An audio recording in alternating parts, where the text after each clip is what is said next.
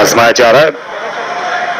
और ये वो उम्र होती है फरहान जहां आपको मुख्तलिफ पोजीशंस पर बैटिंग करना आना चाहिए। हम लाहौर की तरफ से तो अपनी मीडियम फास्ट बॉलिंग से मैंने अच्छी खासी विकेटें भी हासिल की थी। बाउंसर डक करना चाहते थे लेकिन गेंद उछली नहीं फाहमुल हक की तवक्को के मुताबिक, और ये अच्छी खासी लगी है लेकिन अभी तक दर्द का इजहार किया नहीं उन्होंने। ये बहुत तेज गेंद था, नजरें हटा ली थी, उतना बाउंस नहीं मिला और ये पसलियों में जाकर ये गेंद टकराया है। नजरें बिल्कुल हट गई थी फाहमुल हक की।